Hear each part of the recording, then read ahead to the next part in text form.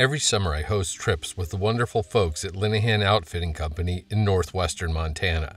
The spectacular Kootenai River never disappoints, and I always seem to come home with a new fly pattern or two.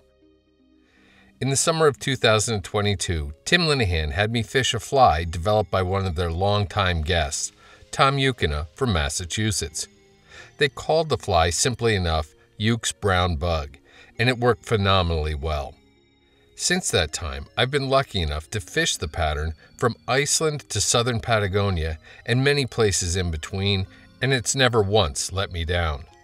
Tom is a very humble guy and insists that it's nothing more than a Pardo, but there's something about the color combination that he came up with that just works. I've had to make some minor modifications to his original pattern because I can no longer use UV cure resin, but I believe I've stuck pretty close to the original theme. So here it is, Uke's brown bug. Nothing earth-shattering, right? But for me anyway, this pattern is simply magical. The fly starts with a jig hook, here a Lightning Strike JF2 in size 14. If I could tie this fly in only one size, it would probably be a 14. I matched this hook with a 7/64 of an inch gold slotted tungsten bead. Tungsten beads aren't cheap, and I hate losing them to the floor. So I use a bodkin to stab the bead, which then allows me to center the small hole in my fingertips. Holding the hook with plunger-style hackle pliers lets me easily insert the point of the hook into the small hole of the bead, thus trapping it on the hook shank. I'll then get the assembly firmly secured in the jaws of my tying vise. I've said this many times before, but it's very important to have the squared-off end of these slotted tungsten beads pointing down, with the curved end on top of the hook shank to allow the bead to rest properly behind the hook eye. For thread, I've loaded a bobbin with a spool of UTC 140 in a rusty brown color. I'm not sure this is a color that Tom originally used, but it's the one I've come to prefer. Get the thread started on the hook shank immediately behind the bead, and after taking a half dozen or so wraps rearward, snip off the excess tag. Then, advance your thread forward, back up the shank to behind the bead. .02 lead-free round wire is used to add additional weight and to help stabilize the bead on the hook. With the spool in hand, insert the end of the wire into the slot on the bead on top of the hook shank. Take 5 or 6 nice tight thread wraps right behind the bead to anchor the wire.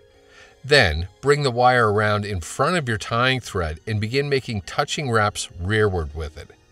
After 5 or 6 turns, hold the wire perpendicular to the hook shank, anchor it with a couple of thread wraps, then bring it parallel to and on top of the hook shank. As you take thread wraps rearward, rock the wire up and down so it eventually breaks off, leaving a nice little ramp down to the hook shank. Take thread wraps over top of the wire wraps to begin covering them up and locking them down further. End with your thread at the back end of the wire wraps. Medium Pardo Coq de Leon fibers are used for the tail of the fly. On this size 14, 6 or so looks about right. Do your best to keep the tips aligned while stripping them free from the stem. Measure to form a short tail, just a little more than a hook gap in length. Secure the fibers to the top of the hook shank by pulling them slightly up and toward you as you take rearward thread wraps.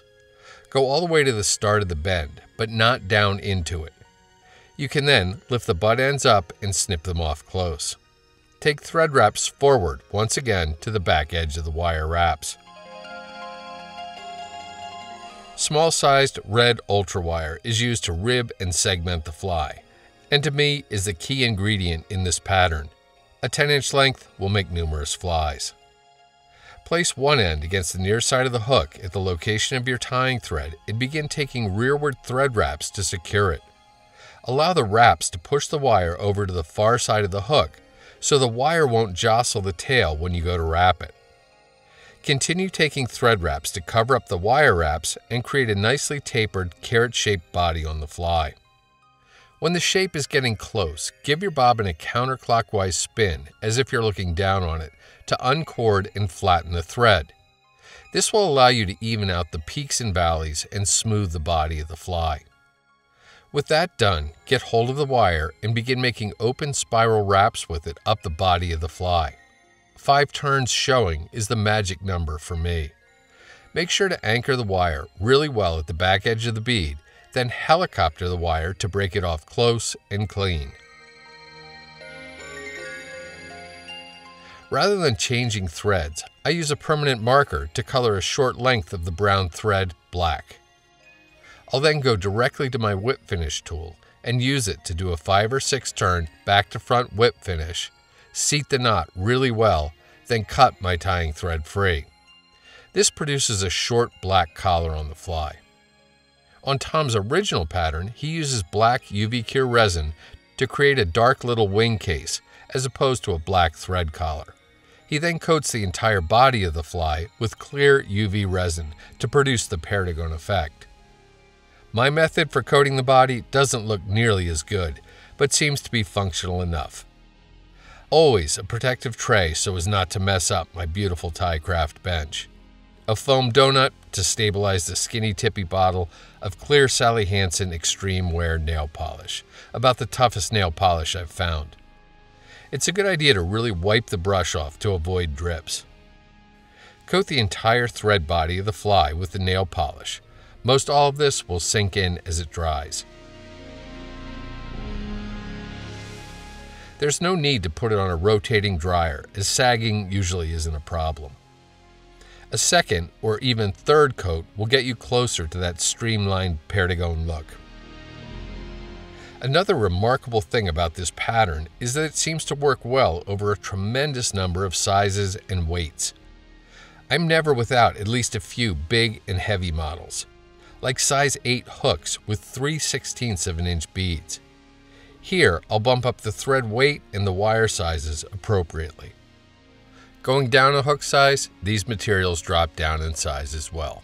There is some overlap in terms of material sizes as you produce smaller and smaller flies.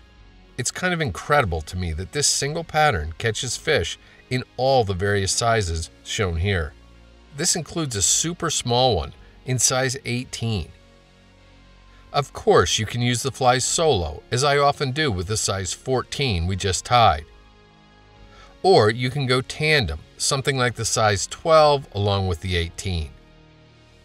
A big floaty foam water walker is enough to hold up a size 10 in a hopper-dropper combo. On the Kootenai, a big heavy stonefly nymph with a Ukes brown bug trailing off the hook bend, suspended beneath a big indicator, is beyond deadly, as is a diminutive size 18 hung beneath a well-hackled size 12 or 14 purple haze. 14s and 16s, of course, work real nicely in your nymphing setups that employ sighters and very light tippets. Speaking of tippets, it's really important with this fly, as well as most other nymphs, to use the correct tippet size for the size of the fly. As far as I'm concerned, this is way more about less drag and allowing the fly to move freely than it is about the visibility of the tippet. Finally, thanks again to Tom for dreaming up and sharing this pattern. Tom is an amazing tyer, and I really can't wait to see what he comes up with next.